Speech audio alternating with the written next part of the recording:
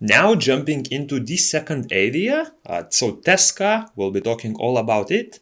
If you want to check the other 4 regions, links for it will be in the pinned comment. I will leave it to there, or you can find them by the same upload date on my channel. So for TESCA, the area effect for this region is the water one, meaning that water units will deal triple damage as well as take 35% less damage from enemies. And this area, in my opinion, is by far the easiest of the 5. The bosses really don't do a lot of damage. They don't have too many scary, harmful effects. And you're able to beat them pretty easily. So starting with the Dark Panoply, I definitely butchered that name, but Dark Panoply Giant Sandworm. This guy really does not have any harmful effects. All of his skills only deal damage or just pull you a bit further, knock you down. So definitely nothing scary about it. And for this, actually for this whole region, I managed to clear it with a single team, and that team was pretty much a busted for just general extra sustain as well as the attack buff, a Soling Shushu because you will need immunity for it, and for the third unit you are able to use any water damage dealer. I've tested with 3 different ones. I've tested Espino, he works just fine. I've tested the Water Griffon, he does just fine as well. He actually has a defense break, so he is decent. Whether you need to build a Water Griffon or not is up to you. I had him built from before, so I just decided to test him and he works just fine. But if you have any water damage dealer, just use it and it will work just fine. You can also use another sustain unit if you are struggling with the heals. For example, if Bastet and Shushu is not enough healing for you, you can use another third safety option such as a revive. You can use another heal, you can use more sustain like a defense buff or something. And yeah, that will work just fine for you. And yeah, as you can see, this is the team that I've used. I already mentioned it. So Soling Shushu to make sure that you have immunity permanently. It's not needed for this boss, but you will need immunity for the other 2. So I do recommend just keeping your Shushu in a Soling slot just to be safe. Or if you really want to maximize more on damage, you can go with a Bastet Soling to get extra attack buff levels, or even your damage dealer if he has skills that are useful for speeding up the run. For me, as you can see, I have Shushu for healing. She also buffs immunity, so no beneficial or other harmful effects are granted on me. Bastet is able to attack break the boss as well as give that occasional shield and attack buff for extra damage.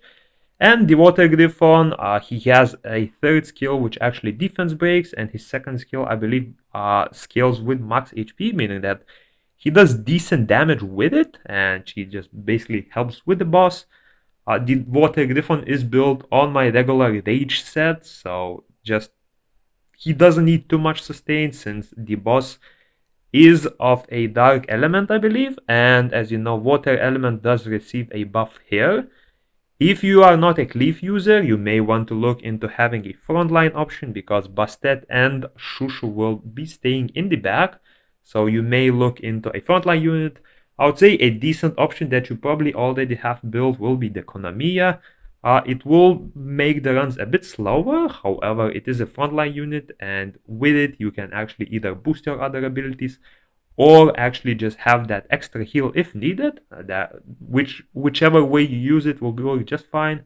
If you have any other water frontline units, they should work just fine as well. Just make sure that if they are the sole unit in the front line, they are a bit tankier to take a hit from the boss. Now, the second enemy in this region is the Pitch Black skill Serpent. This one is a little bit more annoying to deal with, but it is super easily countered by a single unit, and that is Shushu.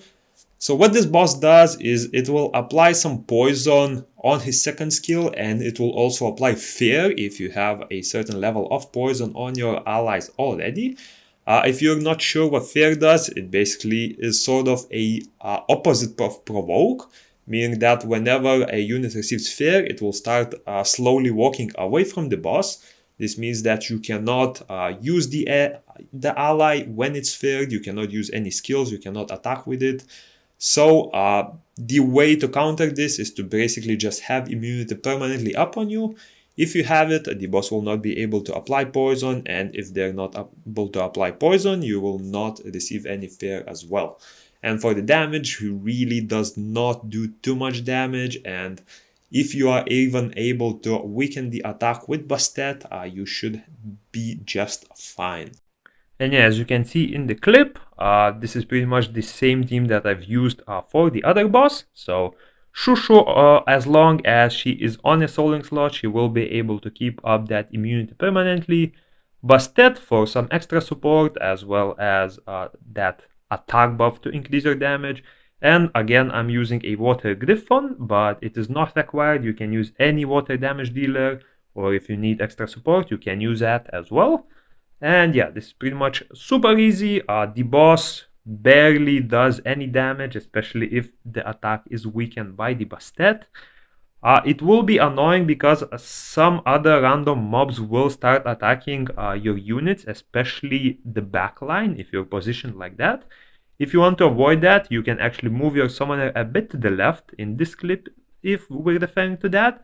That way, if these random mobs do appear, they will be targeting your front line instead of your back line, and you will be just fine. And now the third unit in this dungeon, or rather region, and probably the most annoying one, is the illusion minion. So what this guy does is he attack breaks and accuracy breaks your allies, and he can actually heal up based on the damage he deals.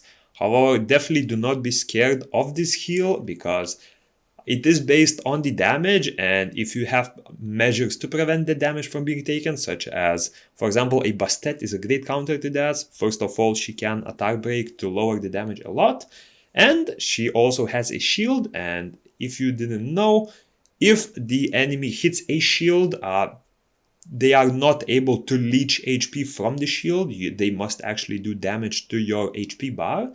So if he's not able to break the shield with that attack, he will not heal for anything either. Now, the bad part about this boss is it doesn't spawn alone. You actually have to deal with 3 of them at the same time, and especially in the very beginning, once you start the fight, make sure to apply that immunity if possible manually, because if the boss actually defense breaks you with units around him, the boss themselves do not defense break, but there are units around the boss that can. That nuke could be a bit deadly, so it is best to start the fight with a Shushu immunity manually. After that, as long as Shushu is in the soling slot, you will be able to deal with it just fine.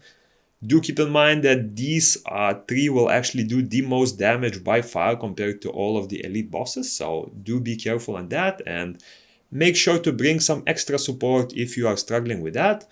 I, for example, used the same team, but even then my cleave was sometimes on the verge of dying, so be careful with there. Also, make sure to not stack your units too close together because they can catch the back line, especially your damage dealer, who will be a bit squishier and can pretty easily kill them. But yeah, other than that, make sure to bring Shushu for the immunity so you don't get attack broken and accuracy broken, as well as enough heals and other safety options. So Shushu is good, Bastet is an amazing second pick, and for the third one, of course, it's completely up to you. I use the damage dealer, you can use another damage dealer or any other safety option, and you should be just fine. And yeah, just to showcase the fight, as you can see, these are the 3 allies in action. I'm not able to go up until the very end because when there was like one of them left, someone actually came and with the whole party and just helped me kill them. But as you can see, I'm having no trouble dealing with them solo. The damage dealer, as you can see, can get sometimes caught and will be a bit low on HP if you do not position them well. Of course, Water Griffon is a melee unit, so he will also be receiving hits sometimes. But yeah, apart from that, as you can see, it's really not too difficult to deal with as long as you have a good frontline unit. He will be able to take all those hits and you can just heal them up, shield them up with Bastet, and not have too much trouble dealing with them. And yeah, that's about it for the TESCA region bosses.